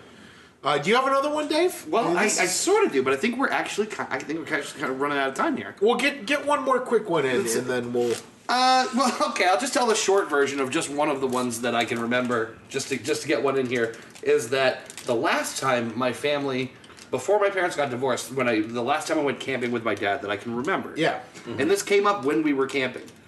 I remember I was probably like maybe 11 years old. I was relatively young. And I don't even think we went camping. We actually went to stay at this house in Ludlow, Pennsylvania, which we saw on this trip. Yeah. It's a really small town. It's outside Kane, Pennsylvania. It's sort of in between Kane and Bradford, Pennsylvania, Bradford is where they make Zippos to this day. Mm-hmm. It was invented and still made out there. And we went to stay in this little house they called the Pittsburgh House in Ludlow. It was my grandpa's hunting lodge he owned with like 4 of his friends. Yeah. And Ludlow's like a really, really tiny little town. Yeah, small. I was saying it's so small. I mean, like basically, it's so small. All these towns out there are so incredibly tiny, and there's like almost no one in them. And you have to go at least 20 minutes to like get groceries. Like everything's at least 20 minutes. So we were staying at the Pittsburgh House, and at the time, my first dog was still alive and with the family. His name was I just blanked out. His name was Buddy. Buddy was a golden retriever, and we had just let him sort of run around the property because I guess that's just what you did with dogs back then. They didn't care because they'd come back. I don't know. I couldn't do that with my dog today, but they just let him run into the woods and do whatever and then come back. Yeah. And I remember we were all sitting around, hanging out in the house, maybe on the back porch. I can't remember, but Buddy came back out of the woods, and he was looking pitiful, and we couldn't figure out what was going on with him. He came up to us. A fucking porcupine stuck like 8 quills in his face. Right?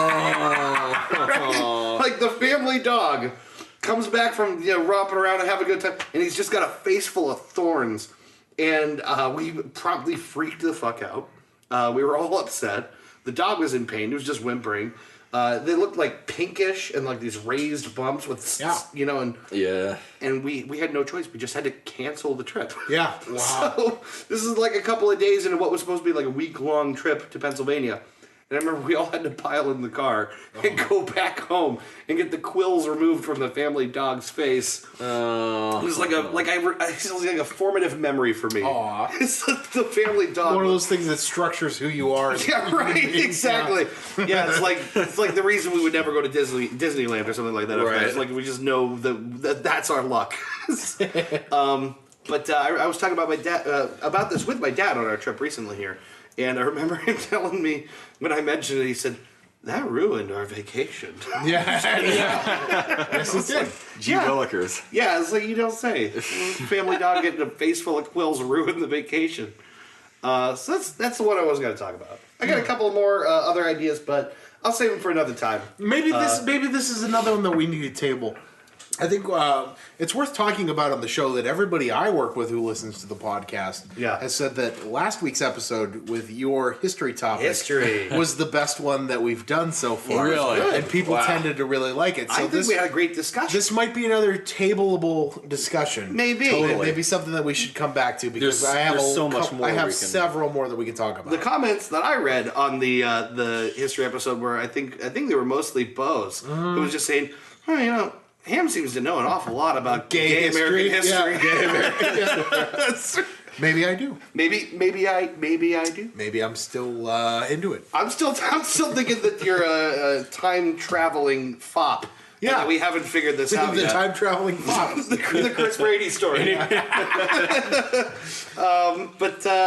I think we should bring that one up again another time. This is another good one. This is a good one because there's no shortage of material. There's no rules to this show. Like we'll take a little time off and maybe we'll talk about some other stuff again. If you guys like this, let us know. Actually, that's a great point. If anyone is listening to this and wants to hear more on anything, let us know. Yeah, just drop us a line. One thing we need to do is get maybe a little more active on the Facebook page that we have for the old YouTube show. And sure, drop the stuff on there. I meant to bring that up. Like maybe we should.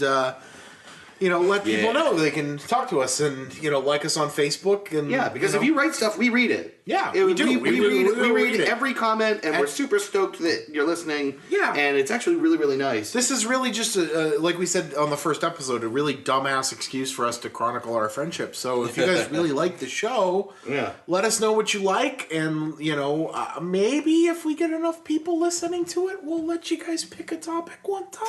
Hey, you know what? Maybe we'll just do that anyway. Yeah. If you have an interesting idea, just shoot it our way. Shoot it our way, and we'll talk about it. I would be interested in doing that.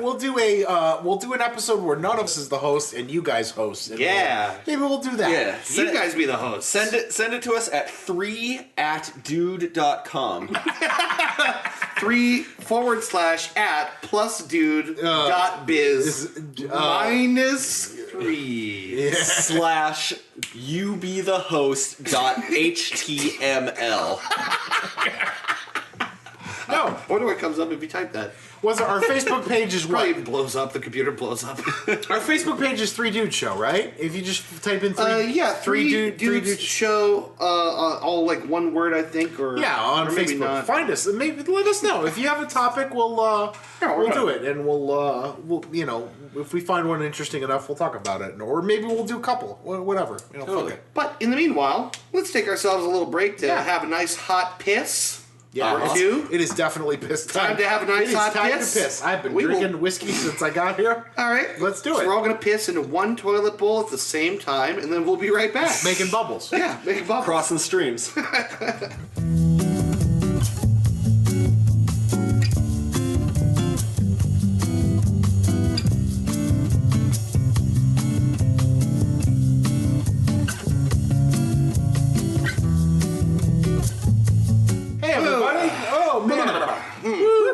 Feeling good. Feeling good. We're gonna try and keep this last segment short so we can get on and watch the Pens game. Oh my goodness! Yeah. Game 6. If we win this one, we're closing it out and going to face the Nashville Predators. Holy shit! Of the three of us here, there's two of us that are diehard Pens fans. Mm-hmm, yeah, I am going to be rooting for the Pens. I die soft. I wouldn't say I die so hard.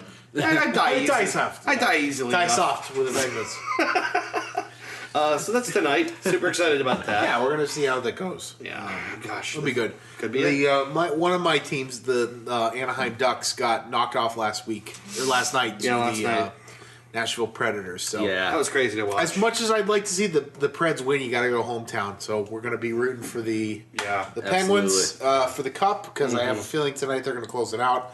But we'll see. We'll see. It'll be a good game. So. We were just talking about last game. A 7-0 shutout. We'll see. We'll see if the Senators are ready for that. Yeah. You got to think that after that they've gone right back to the playbooks. You know what I mean? Mm-hmm. But anyway, let's get this on the road here and talk about recommendations. Yeah. Things that you recommend. Anything you want to share. Some good idea or suggestion or whatever. Something you want people to know about and think about this week. So I'm going to start off real quickly here with. So I've been watching for the last couple of days, and I don't know if this has come up on the show yet already. So if it has, I apologize. I've watched over the last couple of days the entire series run so far of Rick and Morty. Yeah, it has. We talked about it a couple. Have we? Yeah, I recommended Rick and Morty a few episodes. Did you really? Yes, I did. Okay, well then this is like a revisited recommendation, wherein you recommended something and then I actually did it. Good, good. So this is like further testament to why this show is a great idea. Yeah. So I watched all 2 seasons and also the one that they dropped the third teaser. Yeah, the season 3 episode 1 drop. The Mulan McNugget sauce episode. Right. I'm gonna get more of that teriyaki McNugget sauce, Morty. It's the Szechuan sauce. Yeah. 9 more seasons, Morty. 9 more seasons. 900 more episodes, Morty. Every day, Rick and Morty, all the time. I watched all 2 of the previous seasons and the first episode of season 3. Yeah. I have to say, I already knew I enjoyed this show. I'm fucking tickled. I'm fucking tickled at this point. It's a great show. I've actually started rewatching episodes, but also one of the best shows on TV. In particular, and this is the thing I want to mention, is the show. Okay, so the show can get heavy sometimes, right? The heaviest episode of the show's run, as far as I'm concerned, was an episode in season 2. I think it was called... Oh, what was it? No, I can't remember now, but it was the Unity episode. It was the episode that features an organism named Unity, which is actually... Jermaine Clement from Flight of the Conchords. Oh, no, not the fart cloud. Not the fart cloud. Okay. Unity is a character where it takes over the bodies of other people. It's a hive mind. It's a hive mind. It's a Borg-like hive mind kind of thing. Rick had previously had a relationship with Unity, which was funny enough. Just the idea of, we kind of used to date, and there's like a planet of thousands that are one person. What was it like? I'm going to fly in a Spider-Man costume, and you just all be dressed as my dad. Yeah, so he wants a stadium full of redheads to bang, and in the stands, everyone who looks even remotely like his dad. Yeah. And they're all cheering him on. Go on, son. Go, son. Yeah. It's so weird. It's like so like that Dan Harmon had an influence in this episode, really, not just for stuff like that, which is like his sort of like his what he does on television is some kind of dark personal shit. Yeah. But also is a really unexpectedly tragic episode. Yeah. That sort of, I don't want to spoil anything, so I won't, but just basically it's about the nature of relationships and sometimes needing more from someone than they can possibly give. Yeah. It was really, really heavy. It ended very, very heavy. And I was caught off guard by how deep and emotional that show can be. Meaningful. Yeah, it's really meaningful. It explores a lot of really serious stuff, but it's also just balls to the wall hilarious. So, seeing as we already talked about it, I won't say any more. Watch fucking Rick and Morty. All of it. Just watch this show. The episodes are 20 minutes long. Go on like some website and watch the show. Watch it. It's a show that like everyone says watch, but they can never quite articulate why. And I guess I can't either. But the writing is phenomenal. It has that Arrested Development quality of I can't believe someone thought to write this. Yeah. All the time. Just really, really well done. It's a good show. Watch Rick and Morty. Absolutely. Yeah. Good choice. I would like to recommend, because it's been getting big over the past couple weeks, and it's all over the internet now, and people are going gaga for it. It's a Felix Colgrave animation called Double King. Double King. And it's a bizarre, trippy little 10-minute short cartoon. Okay. Of this little guy and his quest to kill all the other kings and get all their crowns. I know what this is. I've never seen this. Yeah. Oh, it's good. It is weird. It's charming. It's hilarious. It has a Terry Gilliam quality. The animation is very Terry Gilliam. And it teaches a pretty age-old lesson, I'd say. About greed and greed is being self-destructive and in a bizarre fashion. It teaches that. But it's really good. It's something best watched with no other outside distractions. So you can appreciate every little nuance of animation and little visual detail. A lot of love went into that. Yeah, no dialogue. There's no dialogue to be heard. But Felix Colgrave. He's done a lot of really, really weird, dark, twisted animations for years, and they're all really charming. Yeah. And Double King is his latest and ostensibly most popular. I'm gonna look that up because I have no idea what this is. You know what? Watch it and then talk about it next week. I will, because we've both seen this. Write that down. Yeah, put Double King down. Write McDouble down. A lot of people don't know this, but we have little like scraps of paper and notebooks dedicated to this podcast where we just write down what we learned and kind of keep notes for the show. And as we're doing it, we don't plan any of this ahead of time, so we kind of just write notes. Winging it. So I'm gonna write Double King down here, and I'm gonna write watch it. Write the double down. Remember to watch that. KFC Double Down, Double King, McDouble. Yeah, the recommendations. And Double Mint. Listeners, the recommendations are not just for you; it's for all of us. Yeah, so, right. Yeah, it's something I'm gonna have to pick up on. Yeah, we're not just bossing you guys around; we're bossing each other around too. Yeah, so do it. Let me get into my recommendations. I have 2 this week. I'm gonna do 2 albums. We talked a little bit earlier on about how Chris Cornell committed suicide this week, and so if you want to get a little bit of sad nostalgia in, the album I'm gonna pick of Chris Cornell's repertoire that I want you to listen to is Temple of the Dogs album, which is a record he did like after Soundgarden had started, it features a lot of the members of Pearl Jam. The early scene in grunge was like Screaming Trees and a lot of those like really heavy bands. And that Temple of the Dog was done in tribute to the lead singer of Screaming Trees, I believe, who died. Who members of Soundgarden and members of Pearl Jam played with. So Eddie Vedder is featured on that record, and one of the greatest pop songs in the past, 40 years, ever, is Hunger Strike, a song called Hunger Strike, and it features Chris Cornell and Eddie Vedder.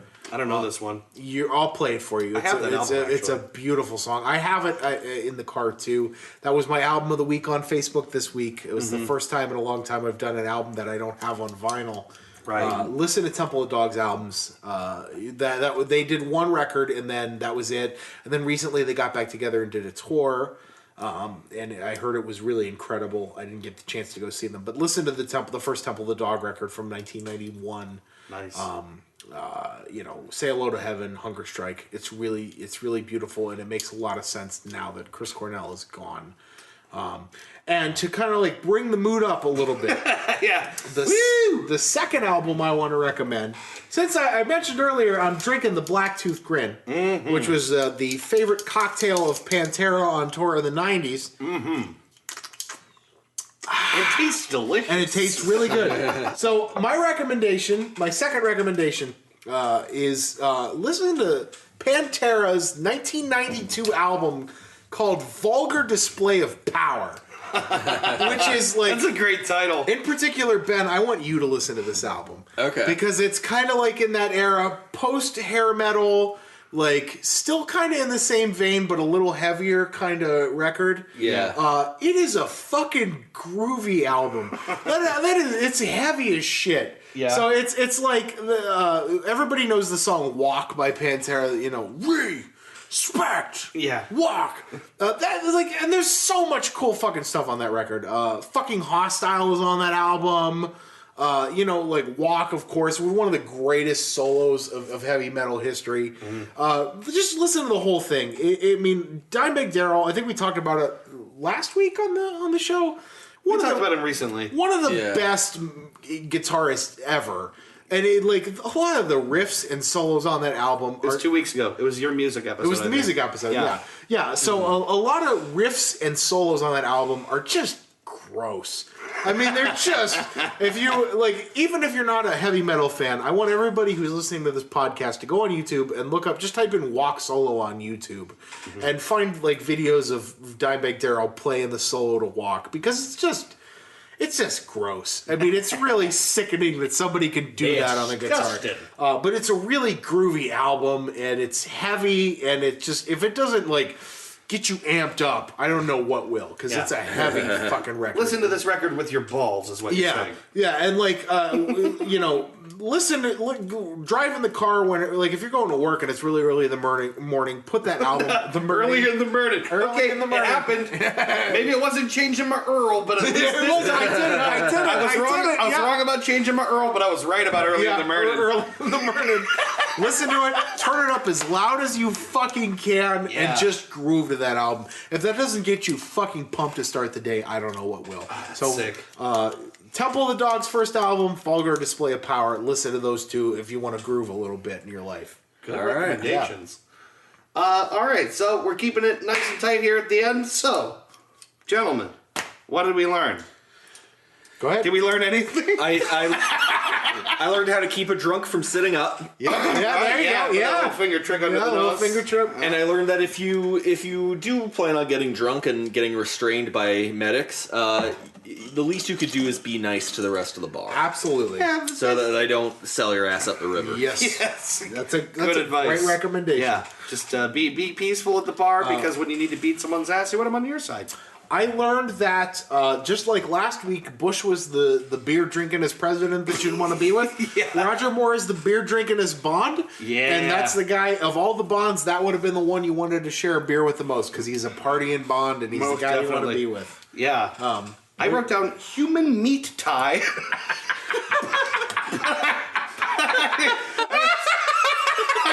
I got nothing on it. I did learn that that's a thing. It's Don Cherry adorned in a human meat tie. That's something I learned. It's like what Lady Gaga's been doing up in the Super Bowl there with all those crazy get-ups. I love it. I also just wrote biscuits. and keeping in this because I'm not gonna expand on this shit. And I wrote Puerto Rican pizza? No.